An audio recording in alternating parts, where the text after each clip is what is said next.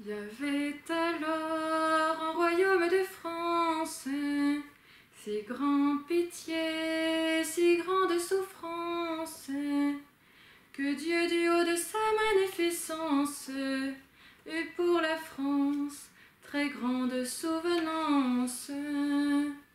Il envoya Michel, le prince des archanges. Va, fille de Dieu, va en France, il le faut. Par le traité de Troyes, en 1420, la France a été vendue aux Anglais. Jeanne, Jeanne, pucelle d'Orléans, Jeanne, Jeanne, sur ton beau cheval blanc, Jeanne, Jeanne, aux frontières du temps, Jeanne, Jeanne, conduis-nous au firmament, en avant, en avant, en avant. Quelle a été la mission de cette jeune fille? Mission étonnante, fulgurante, marquée par la gloire, puis par la souffrance. En tout, sa mission n'a duré que 2 ans. Notre frère André ne manquait pas de le souligner. Mais celle-ci a changé le cours de l'histoire. Pourquoi? En vérité, Sainte Jeanne d'Arc a joué un rôle crucial pour redonner à la France sa vocation de fille aînée de l'Église. Comme l'ont appelée ses voix, elle est fille de Dieu. Elle est aussi pleinement fille de l'Église, contrairement à ce que voulaient lui faire croire ses juges. Enfin, elle est fille de France.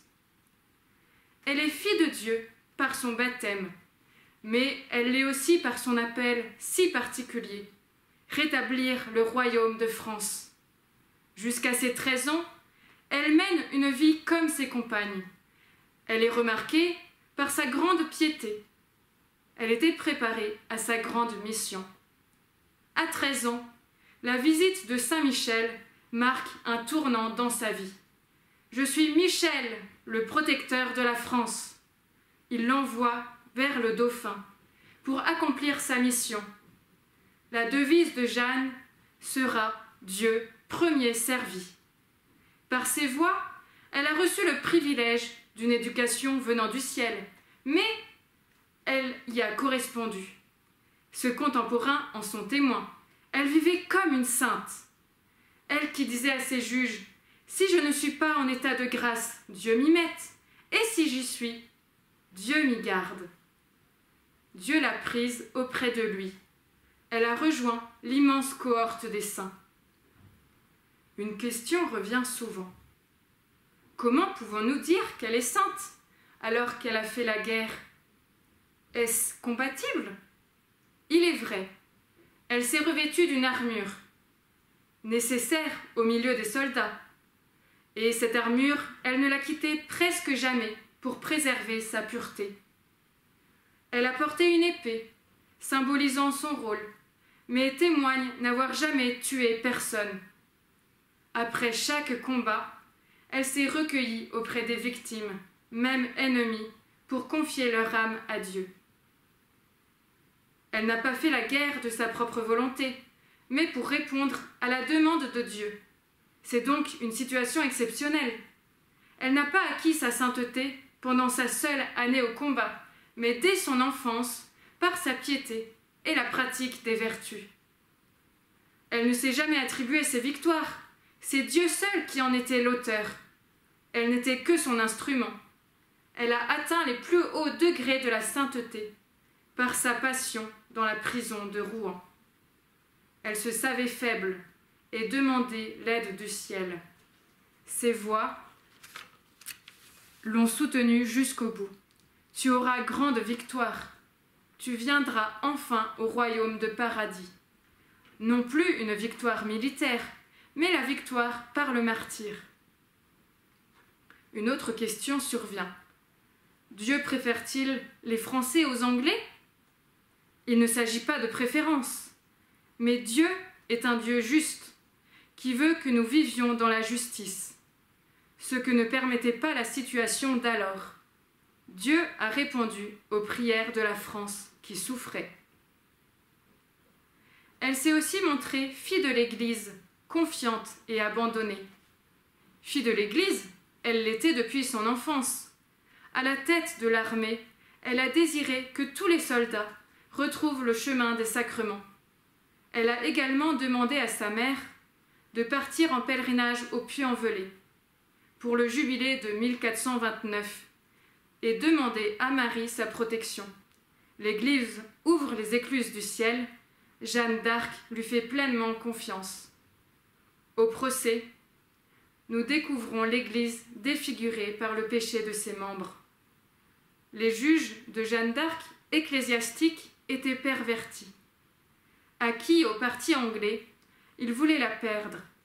Jeanne, accusée, fait transparaître l'Église de Jésus, une, sainte, catholique et apostolique, par sa pureté et sa force d'âme, face à la haine de ses juges. Je crois que notre Seigneur Jésus et l'Église, c'est tout un. Pourquoi vous y faites-vous des difficultés? Auparavant, l'examen de Poitiers, demandé par le dauphin, s'était montré en sa faveur et avait décidé ce dernier à l'envoyer vers Orléans avec une armée. Jeanne est prise à Compiègne, puis à Rouen se déroule le procès, les juges ne tenant aucun compte du procès de Poitiers. Jeanne, secourue par ses voix, ne se laisse pas intimider. De ce que j'ai fait depuis mon départ pour la France, volontiers, je jurerai. Mais quant aux révélations que je tiens de Dieu, je ne les ai dites ni révélées à personne, si ce n'est au seul Charles, mon roi. Mon conseil m'a défendu d'en rien révéler à personne. Ses juges, exaspérés, lui demandent de se soumettre à l'Église, ou bien sera abandonné d'elle.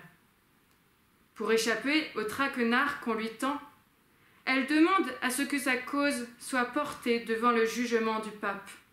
Mais Jeanne n'est pas conduite auprès de lui. Tous ces juges sont des hommes d'Église, mais ils ne sont pas l'Église, qui, bien plus tard, prononcera son jugement par la béatification de Jeanne d'Arc, le 18 avril 1909, et sa canonisation le 16 mai 1920. Ses vertus ont été reconnues.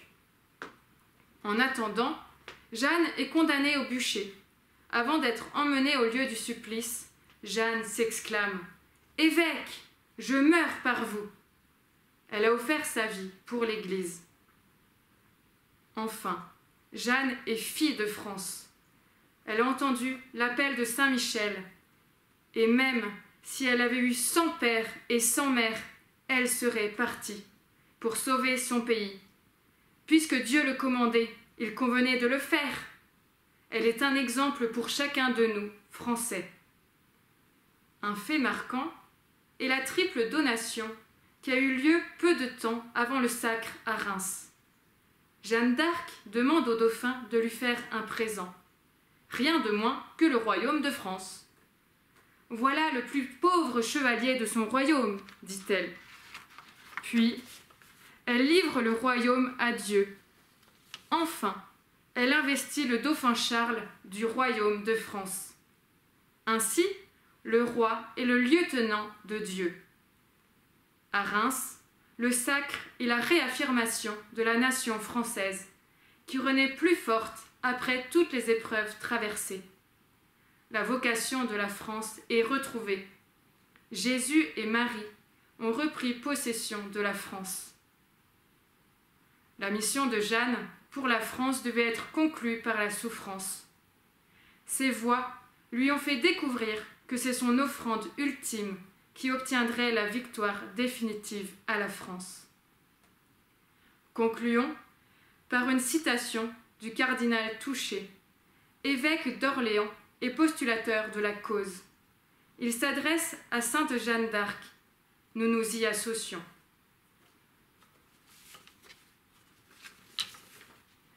Je crois à votre sagesse, petite fille de Don Rémy, à vos apparitions, à votre foi, à votre obéissance, qui vous détachèrent de vos amis, de votre père, de votre mère.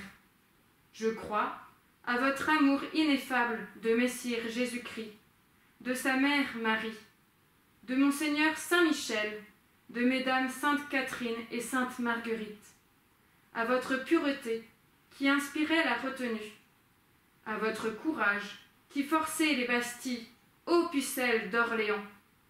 Je crois à votre patience, ô martyrs de Rouen. Je crois, ô prédestinés, à l'efficacité humaine de votre œuvre. Il fallait que l'Angleterre et la France demeurassent distinctes de langue, de mœurs, d'intérêts, donc de frontières. Je crois aux conséquences catholiques de votre intervention, ô filles de l'Église. Je crois, ô Jeanne, à votre sainteté. Jeanne, Jeanne, pucelle d'Orléans, Jeanne, Jeanne, sur ton beau cheval blanc, Jeanne, Jeanne,